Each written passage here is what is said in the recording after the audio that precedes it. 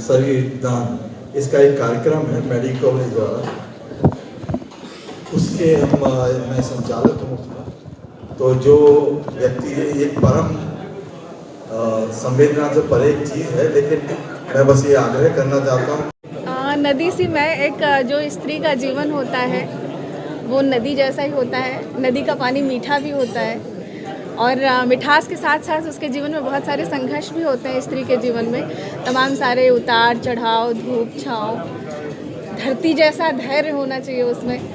तो और निरंतर बहती भी रहती है इतने सारे संघर्षों को झेल कर। तो इसलिए है नदी सी मैं, इसलिए मैंने लिखा। और कहीं लिखा कि तू है एक पल तो मैं पूरी सदी हूँ, तू खारा समंदर में मीठी नदी हूँ। ये ऐसा विचार कब आपके दिमाग में आया कि एक किताब अपनी? ये 8वीं किताब है। ये पहली बार दिमाग में नहीं आया, पहली बार विचार नहीं आया कि मैं किताब लिखूं। ये 8वीं पुस्तक है और आप गूगल, विकिपीडिया, यूट्यूब कहीं सर्च करेंगे तो मैं मिल जाऊंगी।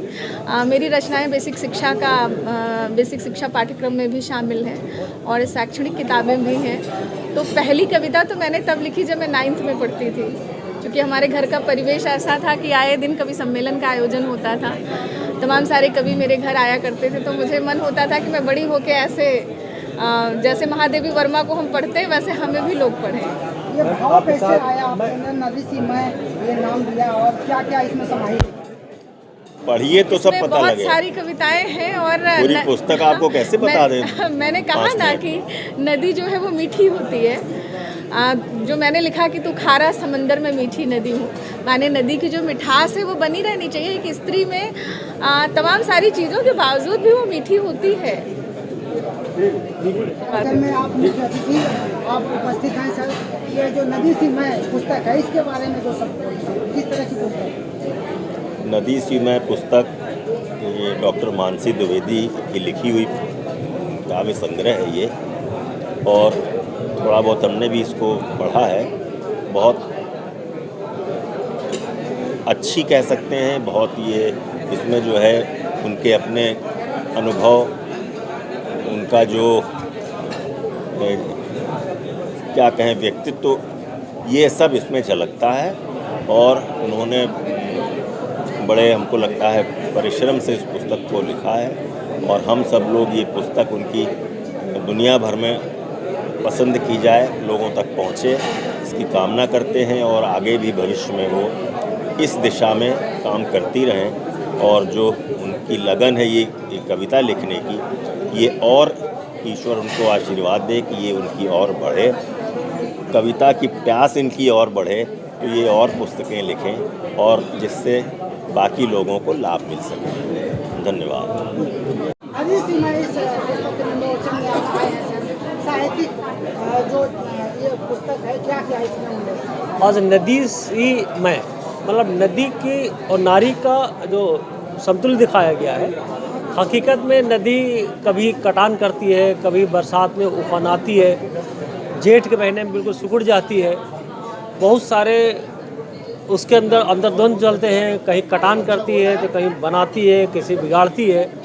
उसी में लोग अपनी तृप्ति करते हैं, उसी में स्नान करते हैं, उसी में अंजलि भर करके गंगा स्नान भी करते हैं। और उसी नदी में जो घर का सबसे ज़्यादा हमारा जो पवित्र शरीर होता है उसको हम उसी में दफन कर देते हैं और नदी सबको पवित्र बनाती चलती है। अब कल्पना करें, मैं देख रहा हूँ कि सामने वहाँ पर हमारे कृषि का अभी जो दफनाए जाते हैं या उसमें जो प्रवाहित किए जाते हैं, उसके बावजूद आगे चल के मैं उसी जगह पानी पी रहा होता। मतलब ये पवित्रता है नदी की, मतलब नारी की जो पवित्रता है वो एक नेक्स्ट लेवल की है।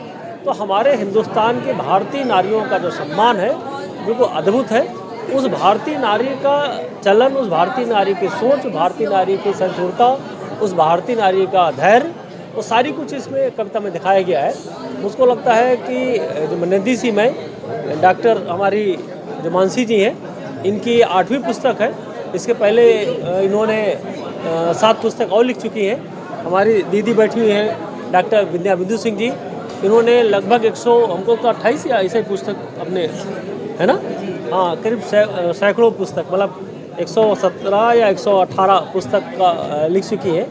मैं हम लोग बड़े भाग्यशाली हैं कि एक नारी के द्वारा जब इस तरह ग्रंथ लिखे जाते हैं, वो नारियों के प्रति, समाज के प्रति, देश के प्रति, पर्यावरण के प्रति, अध्यात्म के प्रति सबके समर्पित होती हैं। मैं सभी को बहुत बधाई, को साधुवाद, धन्यवाद देता हूँ। और आज की ये जो नदी सी में पुस्तक विमोचन हुआ है, ये खूब लोग पढ़ें और उनका जीवन सुधरे, इस बात के लिए मैं उनको शुभकामनाएं देता हूँ। मैं शशि तिवारी जी से अनुरोध करूंगा कि आज के कार्यक्रम की अध्यक्षता कर रही पद्मश्री